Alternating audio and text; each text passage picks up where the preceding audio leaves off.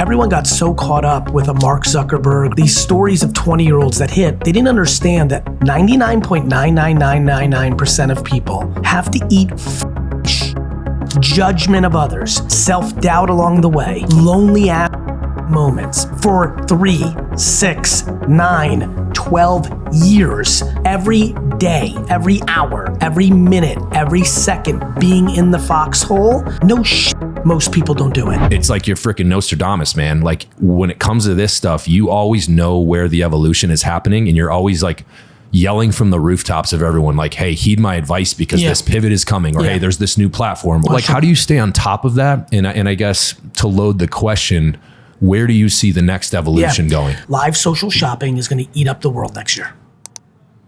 You should live on TikTok Shop and whatnot. It's happening right now in real time. You guys just selling stuff live? It's happening literally right now. Wow, that's awesome. Literally right now, as you can see out, obviously podcast people, if you're listening, right outside my office, I built a studio. It's literally right outside my office. This is expensive real estate, by the way. We're in the middle of Manhattan, bougie and they are literally live right now selling VeeFriends trading cards. By the way, if you like Pokemon, go to VeeFriends.com, VeeFriends.com. So. It's awesome. So you think that's where it's going? People want that instant, I got it first. I'm telling you right now, exclusive vibe. I believe 5 to 20% of the content in For You pages next year or the year after will be live streams. Social shopping has already happened in China. See, what I do well is I watch. I'm very good at watching. It's really funny. I'm a real tough read at first, but if you know, it sounds like you really got me pegged at this point. Like, I'm a weird dude. Like, I'm always talking, but really it's only 1% of what I do. I'm always actually just listening. Right? Like, yeah, it's that's like, awesome. I've got a lot of good weird perspective. Yeah, you know what I mean? Like, you guys all see me when I'm talking, but you don't see the 15 hours that when I'm not talking every day, that leads to me talking about shit that's good. But it's a lot of things that go into that. But live social shopping, brother, you need to bet the farm on it. Okay. It's, you know, TikTok was a big one. I was super right about that. And I was early for people. A lot of people remember it as a pandemic thing. As you know, I was yelling about Musical.ly, let alone TikTok. And I was talking about TikTok 17 and 18. Yeah, you were. 19. There was so much getting good then. But everybody was over infatuated with CAC and LTV pre-iOS 14.5 on Meta. What they didn't realize was the brand building that comes along with virality of organic posts is more valuable than best practices on performance. Yeah, and the thing you call it in your book is like when you're an early adopter of something new, the platform rewards you for leaning into that. It's right? like buying real estate when people don't see it yet. Because they want to cultivate that new platform. It's not even that they want to even cultivate it, it's just supply and demand. Yeah. It's not even the platform's doing anything for you. I thought maybe like, you know, for example, like when Instagram stories came out. Oh, no, like, that's smart. They were like, all of a sudden CAC and stories was like nothing. That's a feature. Okay, yeah. When a new feature comes along, yes, the platform wants to get data on it, so they will push that feature. So adopting the feature is smart. When a new platform comes along that's meant to be a winner, what happened in TikTok was there was fucking 50 million people on it, but there was only 100,000 people taking serious making content for it. Now there could be 100 million people on it with 50 million people being serious making content. What the fuck do you think happens? Yeah. Everyone's like, you know what's going on right now on Instagram? I'm shadow banned. You're not fucking shadow banned. You're losing on merit. There's more people posting than ever, and you're not as good as you think you are. I stay on top of it because I'm a practitioner. So what's amazing is I'm a coach player. Just to give you context, like this will maybe land for you. This is me writing the actual copy to my Instagram post at 8:47 this morning. Love it. Do you have a team that ghostwrites it and then you tweak it, or did you write that original? Nope. This, as you can see, they give me the content. Okay. Like we talk a lot with each other about what content. They're putting out content. They give me the things that they think I'll like, and there it is. So like think about where I'm at. And I'm writing my own GaryVee words, literally typing with my own fingers. And we have so many people that get like 6 months of success and outsource. Everyone's so quick. Like, so first of all, I'm a practitioner. Number two, I run one of the biggest marketing agencies in the world. So forget about just what GaryVee knows on the GaryVee accounts, which is a big personal brand account. I run a 2,500 person global company that has employees in Singapore and Malaysia and Amsterdam and Mexico City and Toronto. So I'm sitting at the desk of a company that's spending billions of dollars in media, making hundreds of millions of dollars in creative, and I'm looking at the math and the quant and the qual. I also do a ton of investing. I'm also GaryVee, so entrepreneurs like me now, and I'm getting hit up early on. Like, GaryVee, I just went from 0 to 10 million in 1 week on Pinterest. I'm like, you did? Let's talk. Like, I'm so in the traffic. Yeah. I'm in the fucking traffic. Then I'm another thing. I'm selfless. Now, I don't view me telling the world that this is happening as me losing out on something. A lot of my most sophisticated friends in the world think when they see something that no one else sees, they get quiet. I get loud. Got it? Yeah, no, and that's a complete inversion, It's right? Because people, oh shoot, I know the new trick. I know YouTube Shorts is the new thing. I'm not going to say shit, right? Correct. I'm going to put a ton of content into Shorts, Correct. right? Because I want mine, right? Correct. You're the opposite. I am. Right, that's awesome. I'm the opposite because I think the world's abundant, and feels good. Like, it feels good to sit opposite someone at a table who has admiration for you that you've earned. Yeah. It feels nice. There's, I'm even getting the goosebumps. There's no dollar amount that's like $5 million right now put on this table doesn't feel better than the way I'm feeling sitting opposite of you. The countless, endless emails, texts, and DMs I get that just say thank you. Do you know what it feels like when somebody DMs you and says, I had a t-shirt business that was failing. I was fucking working as a fucking like a lawyer, that I was miserable, but I had to pay for my fucking family. This thing was about to give up, but I saw your TikTok thing. On the 9th TikTok I made, I sold 10,000 t-shirts. 3 years later, Gary, I'm doing $3.3 million. I make double my salary take home that I did as a lawyer. I'm picking up my kid from fucking work every day. Do you understand what it feels like, Bear, as a human being? I'm reading this shit and I'm like, this is fucking insane. I, as a lowly, like this little human over here, 1 of 8 billion, I'm putting out this content, and this fucking man, this kid on the other side of this man taking him to work, to school every day, his life is forever changed because I decided to make one TikTok to tell this guy to make TikToks. That's rewarding. I understand why people do nonprofit work. I understand why people serve this country. I understand why people want to be guidance counselors and coaches and fucking, therapists. It is an intoxication when you know you're leaving a positive impact on someone, for certain people. Absolutely. And I think it's one of those things, if you do good enough, it comes back. You know what I mean? It's in the biggest way, bro. And not in fucking Lambos and fucking hot boyfriends or girlfriends, in fucking just peace of mind. Yeah. In fucking soul. In fucking laying in your deathbed and being like, you know what? I fucking gave it a good run. One that I can be proud of. I'm pumped my grandkids can say nice shit. Mm-hmm.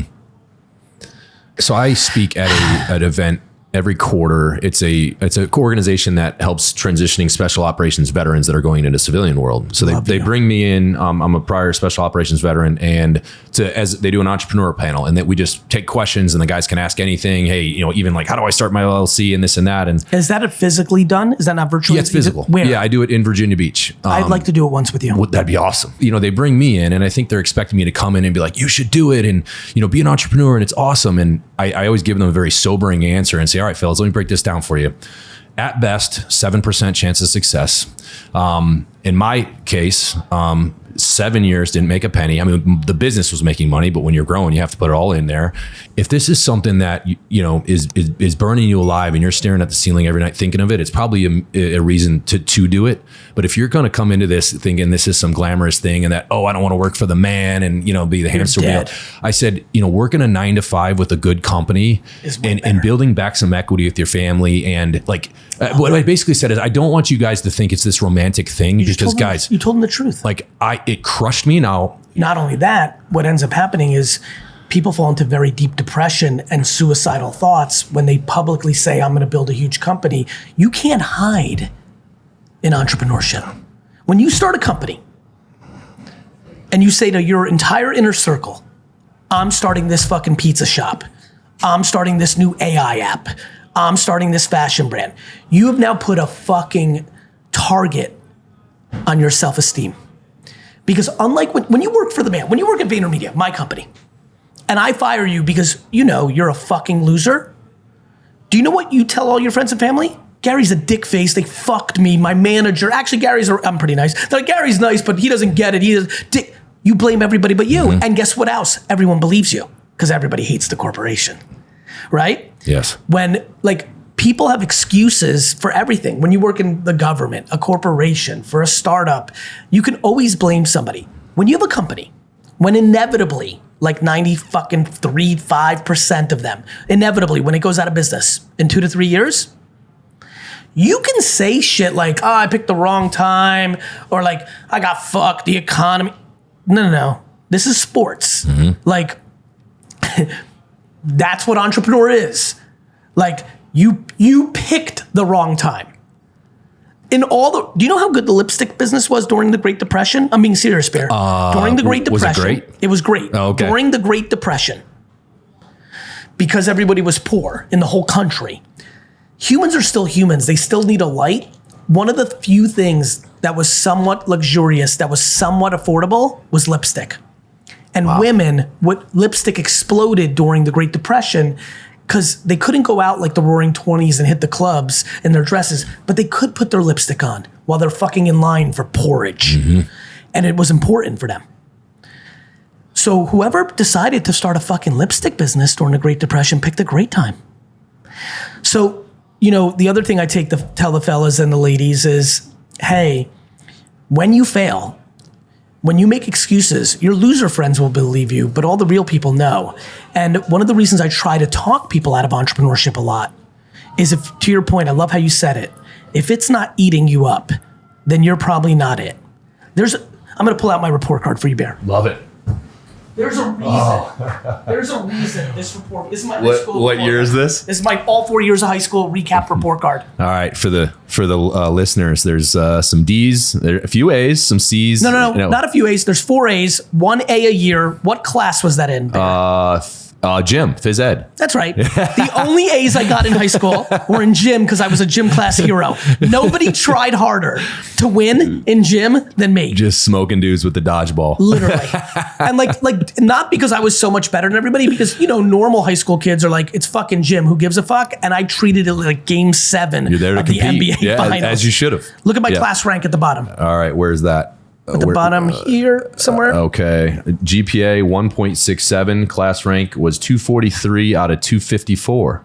So bottom 5th percentile for Not sure. bottom 5th. There was only 11 fucking losers worse than me.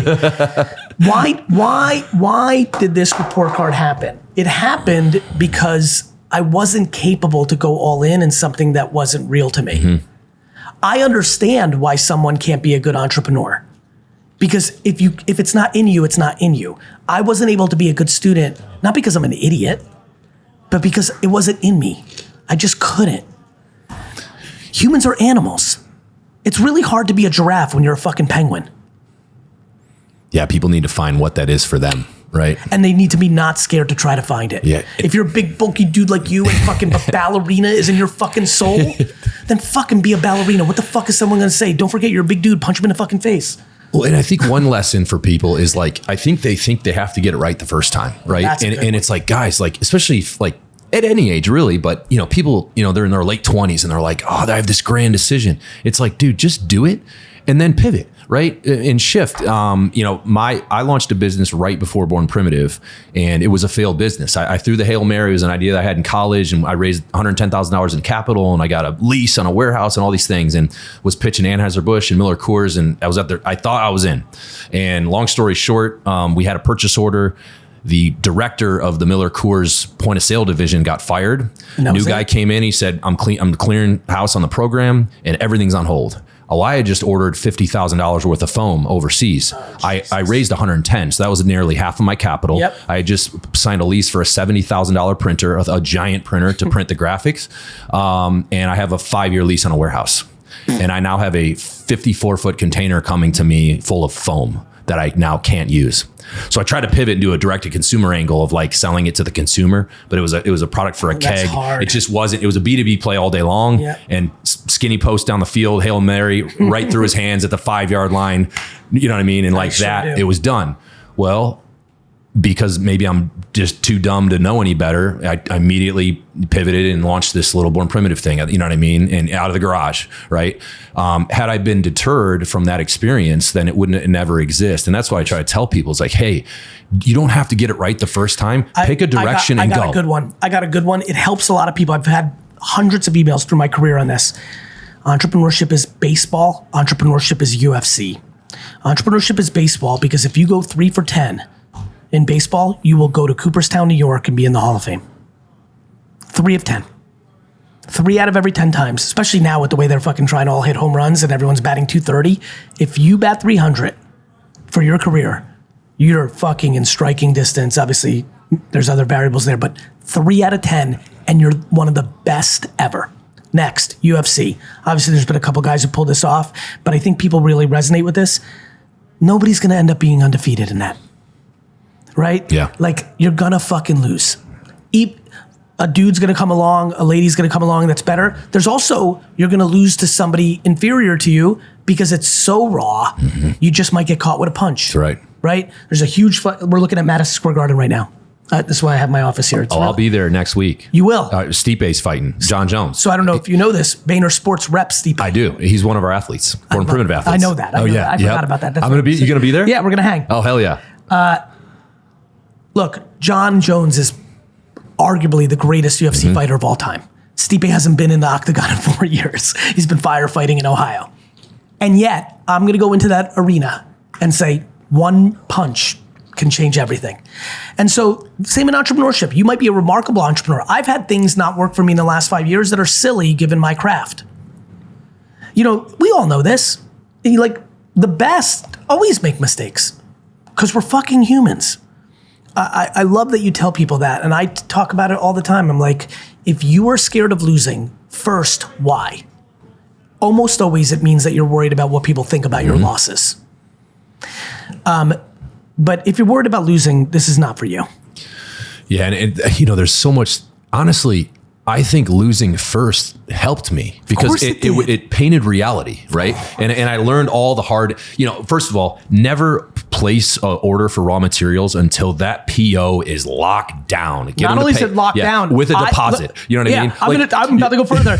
Until the money hits the bank, even approved money in the actual bank that can't be taken back. Yeah. Well, you know, I'm 23 years old. We're drinking beers with the director after, and like, yeah, and I'm all excited. Oh yeah, order the phone. You know, and you know, of course, there's many lessons I learned from that. Even negotiating my lease, I should have had an opt out. I should have, and I did none of that.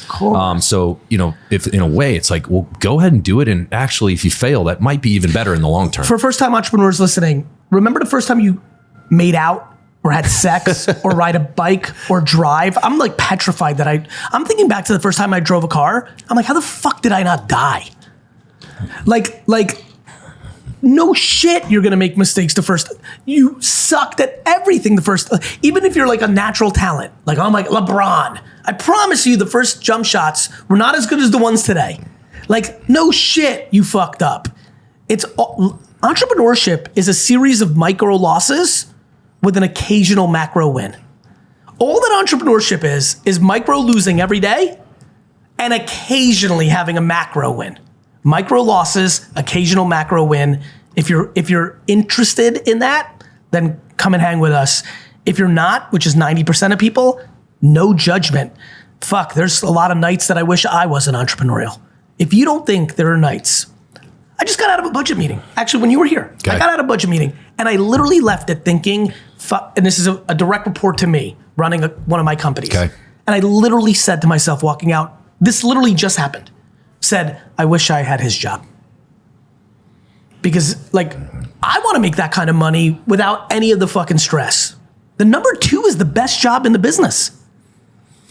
Number 2 is the best job in the business. I think there's a lot of burdens that business owners carry that the employees don't realize, right? It's 24/7. It can never. Now you get the fruits of that. I always tell my homies. It's true. I'm going to say this real quick. If you're confused, your employees shouldn't care or carry the burdens you carry. If you want them to, let them get as much money as you get. It's true. Yeah, and by the way, I don't actually expect compassion or empathy from my employees. That's not what they signed up for. They didn't sign up to work here to worry about me. Now, some people are compassionate, empathetic humans. And like, I mean, people see me sitting in this fucking room for 15 hours a day, every hour, not eating lunch. They're like, all right, they probably, like, that's beautiful. But yeah, you know, I think that a lot of employees that become entrepreneurs are hit smack in the face, surprised. They're like, they didn't understand all the variables that came along. And by the way, that's what happens in parenthood. All of us grow up and judge the living shit out of our parents. And then we become parents and we're like, oh. Makes sense now. Makes sense now. Love it. Well, I want to tell a quick GaryVee story. Well, it won't be that earth-shattering for the listeners, but you might get a kick out of this. So I actually saw you speak, I think it was in like 2018 or 2019. It was out at Common Thread Collective. I don't know if you know Taylor Holiday, the crew out there. You came and spoke at an event and they had all their clients come and you were talking about the landscape of digital advertising at the time. And you got up there in typical GaryVee fashion, was telling us like, you guys don't realize it. You are in the golden age of social media ads right now. Like, I don't even know what CAC was. Like, I know what CAC means back then for those listening, it's customer acquisition cost. Our CAC's like 55 right now. I don't even want to know what it was when you were speaking. It was probably like $8. I don't even know.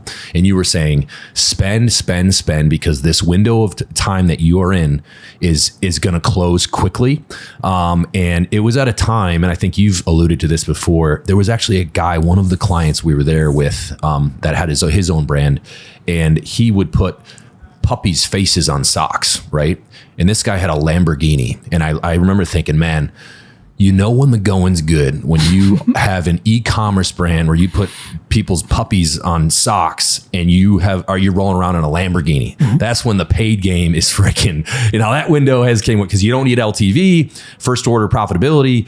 When CAC's that low, just printing money around the holidays and then, hey, wait 9 months, do it over again, right? That's right. I want to shift gears a little bit, talk about storytelling and authenticity, which you hit on, of course.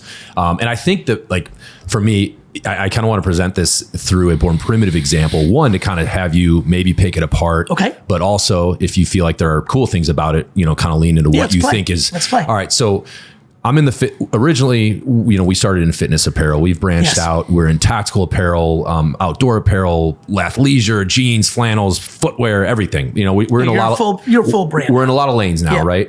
And, anyone who's in apparel knows you got to be a little bit of an idiot to go in that space because there's no barrier to entry. There's thousands of brands and there's a lot of noise, and you have to do something different to differentiate yourself in that space. And okay, what is your actual value proposition, right? Everyone can make good leggings. It's not that hard, right? So you can't just be, we have great sports bras and great leggings. Well, good product helps. There needs to be more to it. So good product is the cost of entry. Yeah, that's almost, I call that like an implied task. 100%. Like, you better have good products. No shit, because even if you're the coolest brand and you're winning on cool for a minute, you will lose over time. Yeah, if the shit sucks. That's right. Yeah. So what I've tried to do over the last couple of years, once I got out of the service, is we need to lean more into the values of our company that makes us different. And for us, a lot of that is kind of giving back to military and first responders.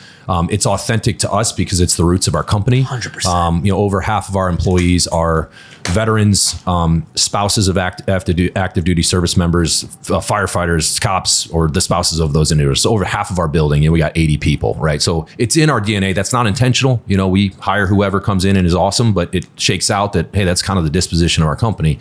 We live in the walls. Was it intentional early on? Well, early on, it was funny. It was just, I'd hire like my buddies' wives that I served with. Like, hey man, like, can you give my old lady a job? And I'm like, yeah, she seems awesome. And like, now she's the new email girl. You know what I mean? Knows nothing about it. Family vibes. That was the early days. You know what I mean? Yeah. Similar to my background, most of the people around me that have built companies with me are bad students. I just was like, I get that. I'm like, oh, you're a scrapper with Fs. Like, if literally 15 years ago, if you went to Harvard and then walked in for a job and you were a kid that dropped out of high school, but you told me that you sold blow pops in junior high, I always hired number two. That wasn't right, by the way, but it was right sometimes. Yeah.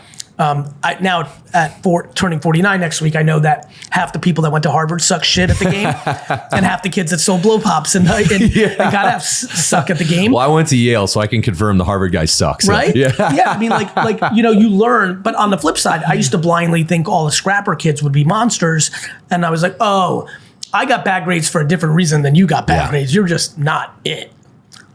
Well, so with this example, I started to realize when we would lean more into that part of our value proposition, it made us stick out amongst the noise. And one example that I'm proud of. What year is that?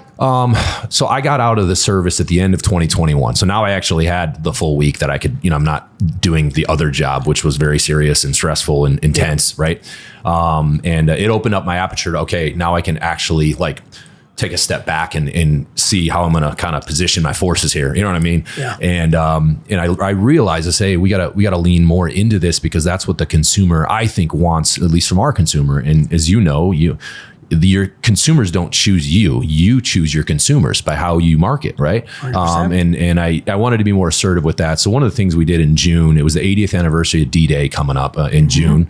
And this popped into my head. I was getting on a plane in Wyoming 2 years ago, and I said, I want to do this. I want to make a D-Day shoe for the 80th. That's cool. And so we made an 80th anniversary shoe for D-Day, and we donated $50,000 of the proceeds to fund a group of 60 World War II veterans who went back to D-Day for the reunion, and a lot of them were original first wave Omaha Beach guys, right? So those Omaha Beach guys, nuts. I've had the luxury of meeting a couple through my life.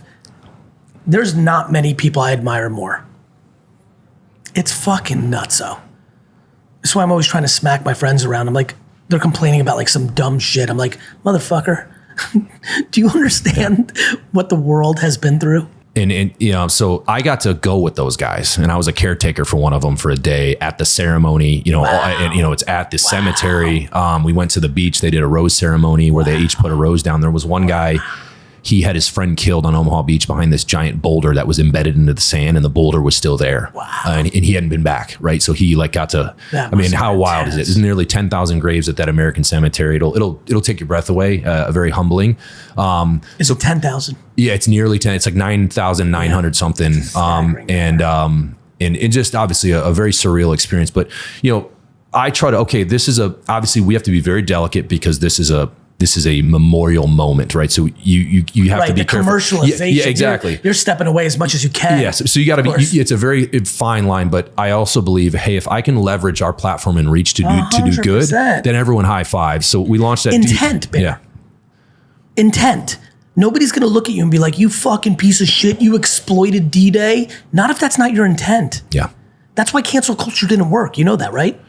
The reason cancel culture ultimately, when it's read about and understood in the history books, is the reason it lost was because it didn't factor in intent. If you didn't mean to hurt someone's feelings, it's not great that you did, but it's very different than if you did. Yeah. Do you think it worked in the beginning, though? Of course. Yeah, it was wild in the beginning. Of course it did. Because do you think it's dead? Oh, I think it's on its back foot. Look, I think the concept of holding people accountable to bad deeds is a wonderful trait. But the branding of it, like what we did for a couple years there, which is at any moment's notice being like, I don't like the way you looked at that person. You should be fired. That was fucking ridiculousness. Yeah, because intent was taken out. Yeah. It's hard for me to believe, with what I knew about you from afar and now spending some time with you, that you were like, oh, okay, this is going to be awesome. I'm going to make so much money on the back of these fucking guys. That's not what you wanted to do. You wanted what I think a lot of the best entrepreneurs want, which is, ooh, this is a win-win-win-win-win-win-win situation. Mm-hmm. And there's no way for me to afford to bring these guys back if I don't have this variable. People get confused. Who the fuck do you think supports nonprofits? I love when people are like, oh, what? Who the fuck do you think gives donations? How do you think this shit works? So no, good for you, man. But intent, bro. What I think you might like is, so we did a limited edition box, and I wanted it to, you talk about storytelling. So the French government gave us permission to bring back 10 kilos of sand from Omaha Beach. It was sanctioned. We said this was going towards this charity. It's called the Best Defense Foundation. So we did a limited edition. We did 500 units of the limited edition version. It came in a wooden ammo crate that we had transitioning veterans hand make in Virginia Beach. So it's a replica ammo crate. Ammo can went in that was branded. inside the ammo can, you had the order from Eisenhower on that day written out in an old parchment paper, God, so sand from Omaha Beach in a vial. Can you send me a link to that? Oh yeah. And I might even have an extra one. I would love to see it. And then a limited edition challenge coin inlaid. And then obviously when you pulled that out, the shoes were in the bottom. Fucking amazing. And every penny of that went to the, the cause. Fucking amazing. And it was a huge moment for us. And it made me realize that like, this is the secret sauce. This is the shit. This is how you get out. The art always beats the math in the end, bro. The gray always beats out the black and white in this. What do you think religion is? What do you think the American dream is? Ah, man, fuck. Of course, story. Story's everything. And I think that's the hardest part to manufacture because like, well, if you're over the transactional email, SMS, like that's like the tactical stuff. That's the easy stuff. That's the commodity. That's like having a good product. Yeah. General entrepreneurship. Okay. Obviously, I know your origins, kind of being a scrappy entrepreneur from the early days. And yes. So just, could you quickly walk us through the early years of GaryVee, and particularly like, I want people to know what it takes to get through that initial inertia.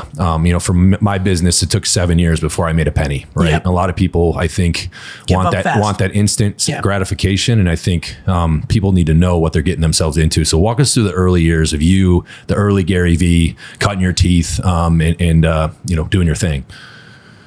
I think I've talked about it so much, and I'm happy to here as well, but I want to actually get to the crux of what I think you're asking. Friends, if you're listening, by the way, this very handsome, structured man, and you're a fan of him, what he's trying to do right now is very smart, which is, how old are you now, brother? I'm 36. Yeah, you're at the place now where like, it is crystal clear to you. This is not confusing. 99% of people think entrepreneurship's cool because they think about the wealth that comes along with it. Now clout comes along with it. For some people, it's destiny. Like for me, potentially you, I want to get to know you better. Like it's in them. But what's the struggle is for guys like you and I that clearly have some level of interest to communicate journeys or ideas or with the hope that it's beneficial is we're aware at this point that most people don't have the grit, the determination, the comfort with uncomfort, the ability to navigate the truth of this, which is everyone got so caught up with a Mark Zuckerberg or these stories of 20-year-olds that hit. They didn't understand that 99 point, and I'm actually going to take a pause and now go to it. Friends, listen to me. 99.99999% of people have to eat fucking shit, judgment of others, self-doubt along the way, fucking like lonely ass fucking moments for 3, 6, 9, 12 years, every day, every hour, every minute, every second being in the foxhole. No shit, most people don't do it.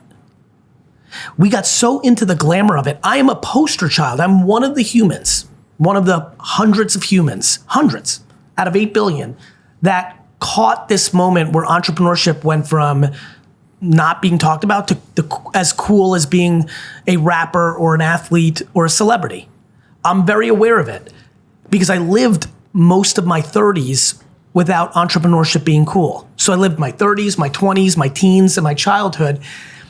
And so the lemonade stands and the garage sales and the shoveling fucking snow when you're 9 and it snows and you're from an immigrant poor family and it's in you to build, and you're a builder and you're a provider, you, unlike your friends in the neighborhood who are building fucking snowmen and sledding, you fucking grab a piece of shit shovel that's in your parents' house from the fucking Soviet Union, which was like not a snow shovel that you buy at fucking Walmart. This fucking piece of shit shovel that I shoveled with was literally from fucking Russia and was like the kind of shit you use on a farm.